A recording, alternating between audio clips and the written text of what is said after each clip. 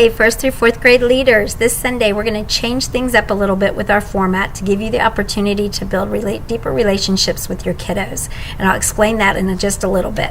All right, we're continuing the big idea of patience. Patience is waiting until later for what you want now.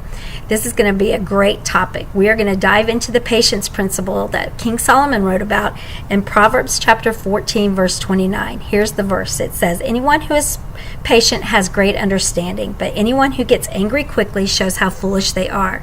How we respond to waiting shows our character. So getting frustrated and angry doesn't make the wait any less, it just makes us look foolish. So our bottom line this week is when you think you can't wait, keep your cool. All right, so the format. It's going to remain the same at the very beginning. As the kiddos arrive, we have an early arriver activity.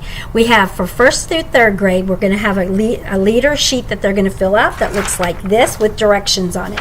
For our 4th grade, they're going to do something a little bit different and go into our 5th and 6th grade room to play a game called Snag. Really tough to say 3 times fast. All right, and they're going to play a game in there. We're going to periodically keep bringing our 4th graders into the 5th and 6th grade room to allow them to build relationships with the 5th graders so it doesn't feel so awkward for them when we promote. All right, so after the early arriver activity, we're going to come to large group. This is where their format's going to change just a little bit. We are going to shorten our large group time. So what we're going to do is we will go through our rules, have a game, go through our Bible story, and then I'll wrap up the Bible story, or the host will wrap up the Bible story very quickly, and we're going to go immediately to back to small group. Our small group activity is going to take just a little bit longer this week. So when you get back to your small group, this is what you have. You will find 2 chairs in your small group area, a string, balloon, straw, a piece of paper that's written with the word cool on it, and tape. So what you're going to do is you're going to tape the sheet of paper to the chair. Actually, we'll probably have that done for you. That says cool. You are then going to have a balloon in your hands, and you're going to talk about how when we feel angry or frustrated, a great thing to do is to take a deep breath and blow it out. And then you're going to read some scenarios that are very frustrating situations. You're going to read those to the kiddos, and then the kids are going to take a deep breath and blow it out. You're going to do the same thing, but you're going to blow your air into a balloon and then hold that air in after each scenario.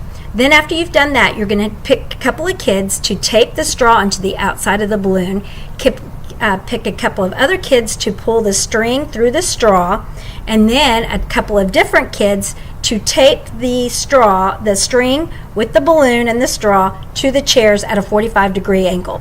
We'll show you this in Huddle Up, but you'll have the top of the chair, the string tapes to the top of the chair and then to the lower part of the other chair. We did this experiment today in the reef, and it worked really cool, because what you're going to do is explain to them that taking a deep breath and talking to God helps us keep our cool when we're in frustrating situations. Then you're going to let go of the air out of the balloon, and the balloon will travel down the string to the chair that says cool. So I think this is going to be a fun activity. After this activity, what you're going to do is the group is going to switch gears, come back to large group. We're going to do some application pieces and talk about how we can actually start applying this to our life. Then what they're going to do is come back to small group again, and you have some discussion questions. This is the part where I really want you to be intentional about building relationships with your kids. This is a topic with frustrating situations and anxious situations that they're going to be more than likely open up and share with you what's going on in their home life, and we want this to be a safe, trusted place for them.